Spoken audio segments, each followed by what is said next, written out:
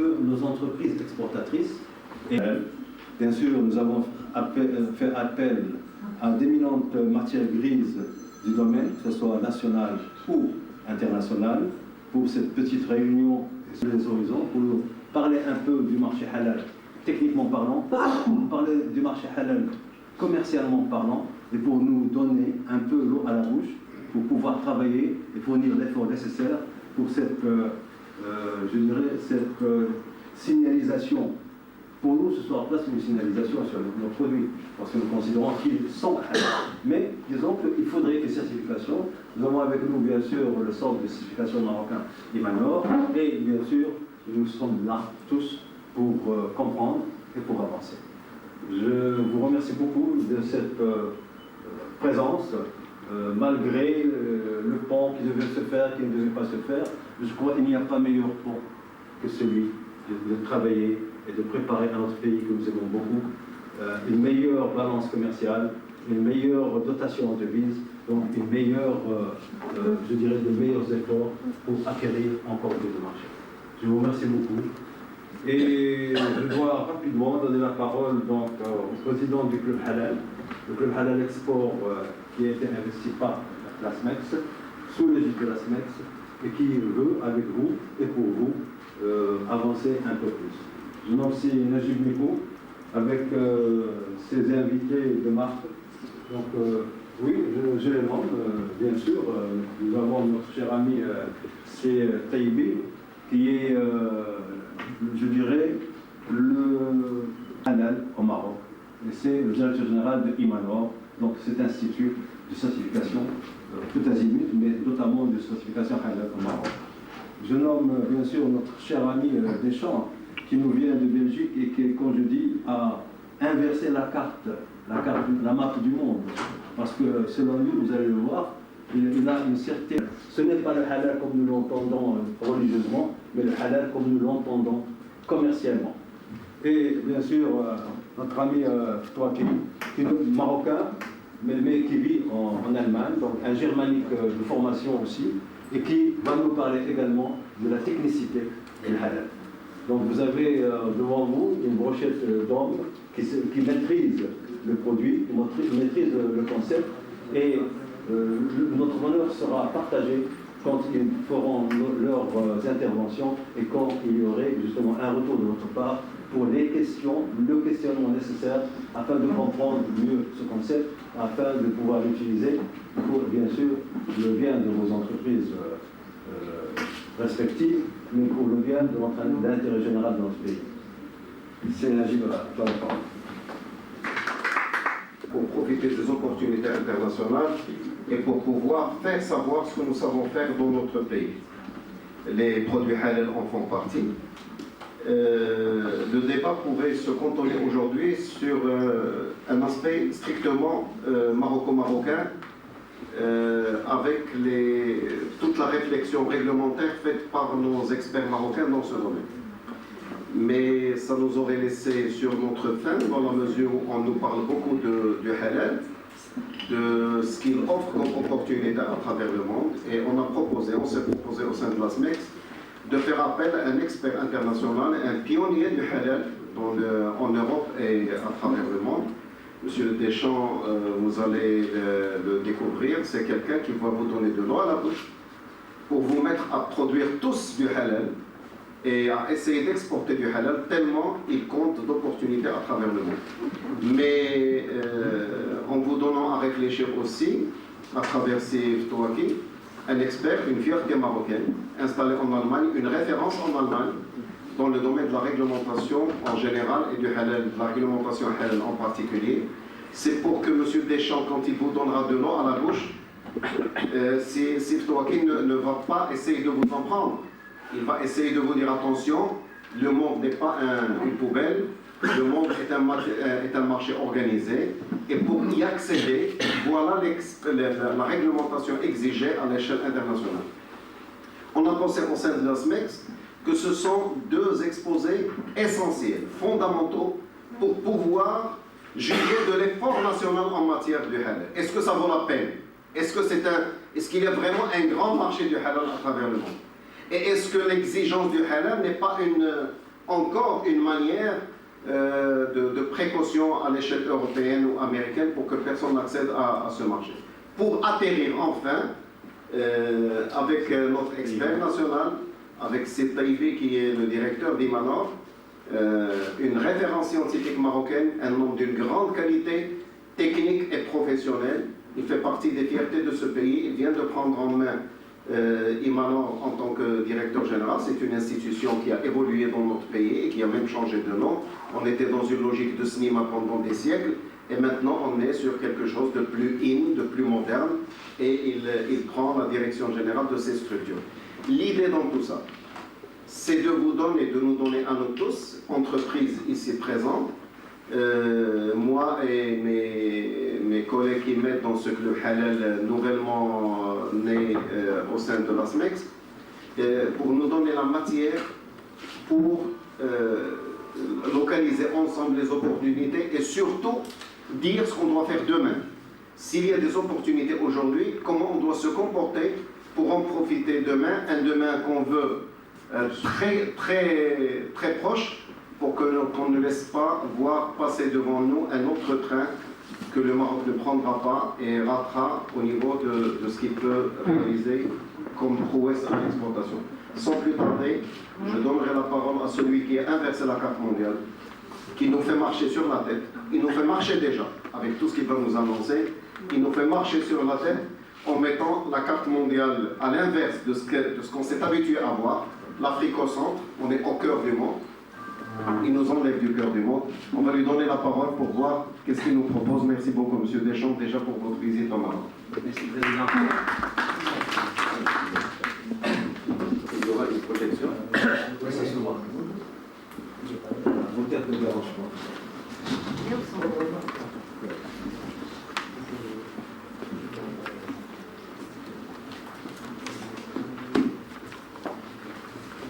Voilà. Mesdames et messieurs, bonjour. Deux petites anecdotes, si vous me le permettez. Il y a 2 ou 3 ans, j'avais une mission au niveau du secteur financier tunisien pour aller mener une mission là-bas qui m'a amené à aller 3-4 mois en suivant à Tunis et j'ai failli recevoir le mérite agricole tunisien parce qu'à chaque fois que j'arrivais, il pleuvait. Et là, encouragé par mes amis tunisiens, j'ai forcé un peu mon talent et la dernière fois, j'ai amené de la grêle, ce qui fait que je n'ai pas eu la décoration. Donc aujourd'hui, j'ai limité mon talent par une pluie qui sera certainement bonne pour vos cultures. On devait l'inviter au Maroc. Deuxième anecdote, il y a quelques mois, je suis en fin de journée à Meknès, à la fois organisée par notre ami El Wadoudi, et on me dit, il y a le président Hassan Sen ici et son vice-président Yacoubi qui veulent te voir parce qu'ils vont lancer un club halal au Maroc. Vous connaissez votre président Hassan Sentizi avec son langage direct. Il dit bonjour, bonsoir professeur, on était le soir. Vous avez lancé un club halal en Europe et nous allons collaborer. Écoutez, président, j'ai une hésitation. Je vois directement le vice-président qui dit là, il ne connaît pas notre président parce que hésiter avec notre président, c'est pas la bonne tactique. Et je lui dis non, j'hésite. Pourquoi? Parce que je ne suis pas du tout convaincu qu'il y ait du sens à faire un club halal marocain. Pourquoi? Parce qu'une chambre de commerce au Maroc est en soi un club halal. Et c'est alors qu'avec la vivacité d'esprit qu'on leur connaît, vos dirigeants imaginent de saisir la balle au bon et de créer un club halal export. Parce que ça fait énormément de sens et nous allons le voir. Ça fait du sens, pourquoi? Parce que notre monde a changé. Vous vous souvenez quand nous étions à l'école élémentaire, il y avait une carte du monde derrière la maîtresse, ou l'instituteur, et quelle chance, regardez une fois où nous étions, nous, les Méditerranéens, nous étions au centre du monde, phénoménal. Quand un Américain voulait parler avec un Chinois, il devait passer par chez nous. Magnifique. Et ça nous a rassurés dans notre inconscient. Sauf que, si vous achetez une carte en Australie, regardez, l'Europe avait même essayé, c'était dit, oula, on est tout petit là au milieu, mais il faudrait s'étendre un peu, et on aurait une grande Europe, et puis on aurait cette Europe méditerranéenne, idéale, juste au centre du monde. Oui, mais en Australie, c'est un peu différent. L'Australie est là au milieu et en haut, c'est bien normal. Ils sont chez eux. Et puis, qu'est-ce qu'on voit? Que notre petite Europe, elle est là-bas, tout en bas à droite. Et si elle essaie de se faire plus grande avec la grande Europe et l'Europe méditerranéenne, elle en reste néanmoins dans son coin. Et ces bougres de Chinois et d'Américains, ils peuvent se parler désormais sans passer par chez nous. Et c'est d'autant plus grave que ces Américains, ils ont créé un NAFTA pour une alliance entre pays d'Amérique du Nord. Les Américains du Sud, autour du Brésil puissance en devenir mondial, ont créé le Mercosur. Les Chinois, comme si ce n'était pas déjà assez grave, il y a l'Inde avec son 1,3 milliard d'habitants, et le Japon avec sa technologie, il y a l'Indonésie, premier pays musulman du monde, par sa population de plus de 200 millions de musulmans parmi les 250 millions d'Indonésiens. Et puis, on voit Poutine qui rebâtit sa grande Russie. Nous avons l'Afrique avec l'Afrique du Sud, là-bas en haut, et notre bon Maroc qui est là-bas en droite, les deux pays prenant l'Afrique et l'entraînant. Et bon, il est d'autant plus important pour nous, ensemble, de faire des articulations du monde nouveau. Et si on regarde notre ancienne carte, il y a l'idée d'une articulation particulière. Regardez, vous avez là 1/4 million de musulmans. Vous avez un autre 1/4 million de musulmans. Vous avez encore 1/4 million dans l'Asie centrale. Vous avez un demi-milliard de musulmans avec les musulmans indiens, le Pakistan et le Bangladesh. Et vous avez encore 1/4 million de musulmans en Asie du Sud-Est, Indonésie, Malaisie, Brunei, sud de la Thaïlande, des Philippines. Ensemble, un croissant vert de 1,5 milliard d'habitants, 1/5 et peut-être demain 1/4 de la population mondiale. Et partout ailleurs dans le monde, sur tous les continents, il y a des communautés musulmanes plus ou moins importantes. Vous avez les 30 millions de Ouïghours et autres musulmans chinois. Et donc, il y a une chance inouïe à saisir ensemble avec les populations européennes musulmanes qui sont originaires de l'Afrique du Nord, de chez nous ici au Maroc, d'Algérie, de Tunisie, et d'autre part de la Grande Turquie. Et donc, cette grande Europe méditerranéenne qu'on croyait bien au chaud au milieu du monde, même si elle se retrouve en périphérie d'un monde qui change, elle peut unir ses formes et surfer ensemble sur le croissant vert pour rayonner de par le monde. Voilà ce qui a fait dire à votre président du club Export que je changeais la carte du monde. Je la regarde simplement de manière objective et j'essaie d'y trouver des lignes de lecture.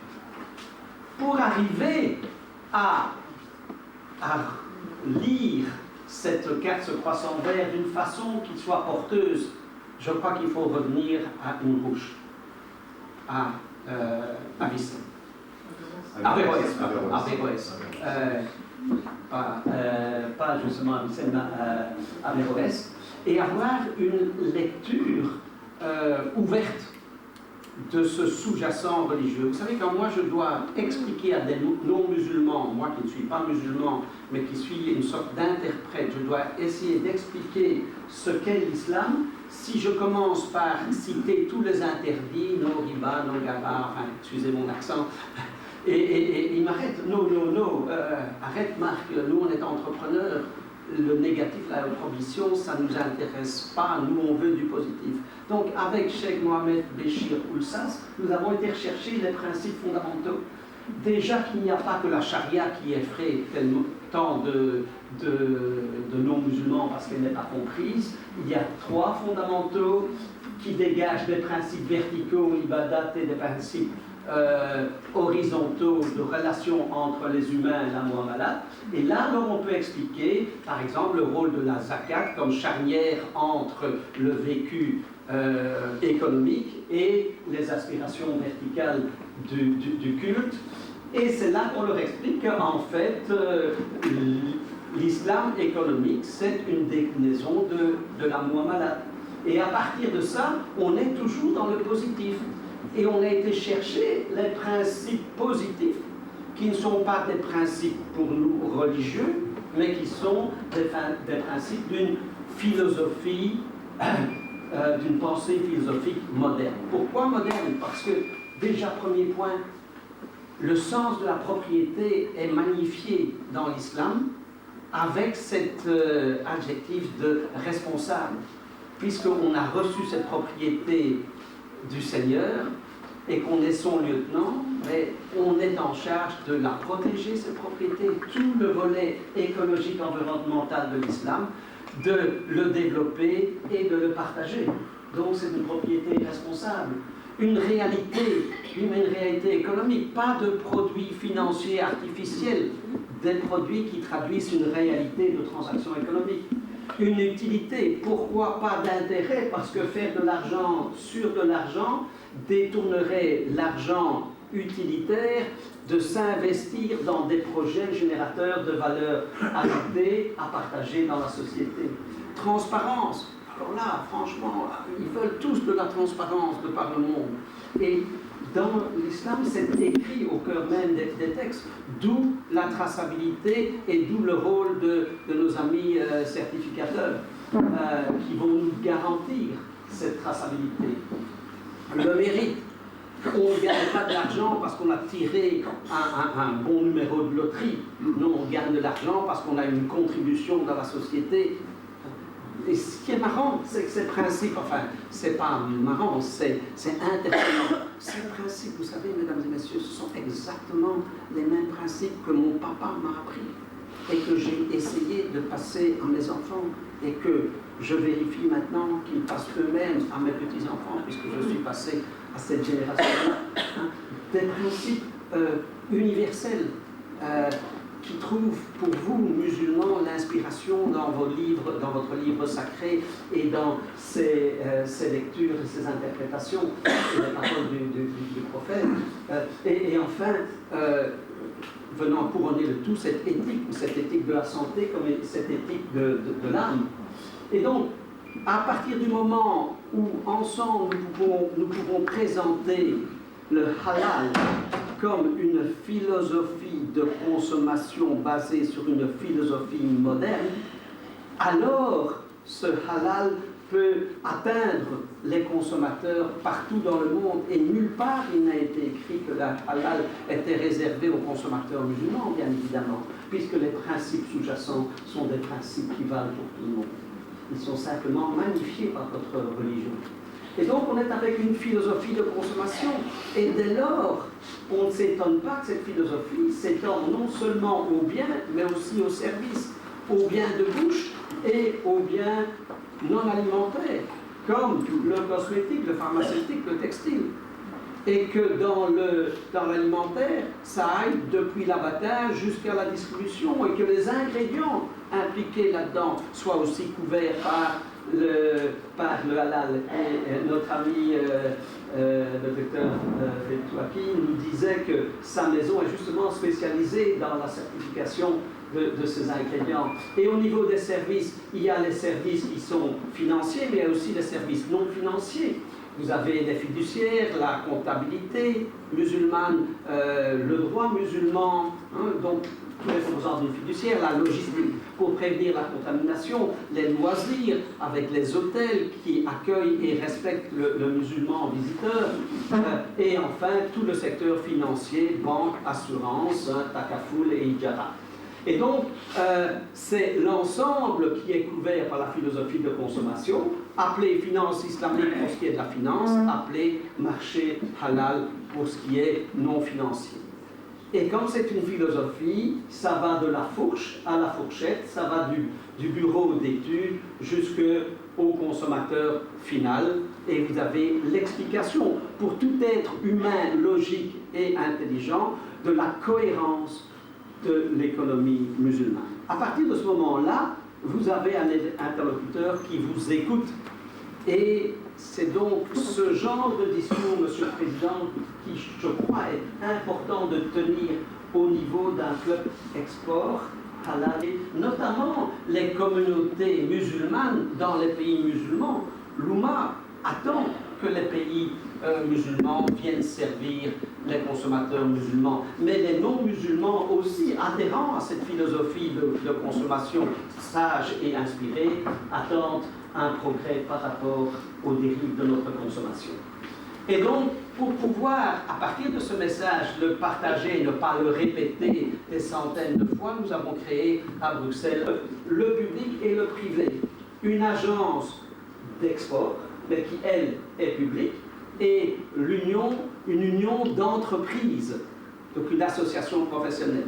Et c'est intéressant de voir ici un peu la collaboration inversée, mais dans le même esprit, entre une association d'exportateurs, une association privée, et une institution publique que vous présentez, cher Sitaï. Et donc, quelles sont les choses qu'on fait dans ce club? On partage de l'expérience, des bonnes et des mauvaises. Il faut savoir que dans un pays non musulman comme la Belgique, où le halal est nouveau, il y a beaucoup de pollution, il y a des opportunistes qui surfent sur cette vague. Partager de l'information, celle qu'on possède ou celle qu'on achète ensemble. Nous venons d'acheter une étude à la Société d'études de marché Solis à Paris sur le marché français. Je vous en donnerai un écho tout à l'heure. Présence ensemble dans tous les grands événements du halal. Nous allons ensemble, et je l'espère demain, ensemble, vous et nous, avec des notions de présence sur un pavillon ouvert. Le club, c'est pas un rectangle avec 9 cages à poules dans lesquelles on mène 9 firmes différentes. Non, c'est un espace ouvert où chaque desk, donc chaque bureau d'une société peut parler du voisin si le voisin est parti à un rendez-vous d'affaires. Présence dans les foires, mais présence aussi sur Internet, et puis des actions. Comme nous sommes maintenant bientôt 100 firmes qui sont membres du Club Halal, nous avons créé des groupes de travail, et l'un est sur les ingrédients et les technologies. De nouveau, docteur, voilà un domaine sur lequel nous pouvons collaborer, et un qui me tient particulièrement à cœur, c'est le projet Share.